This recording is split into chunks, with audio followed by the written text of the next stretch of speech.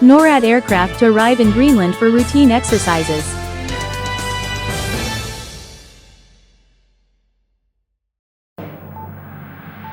North American Aerospace Defense Command, NORAD, aircraft are headed to Pituffik Space Base, Greenland, for long planned activities, as President Donald Trump continues his controversial push for the U.S. to acquire the island.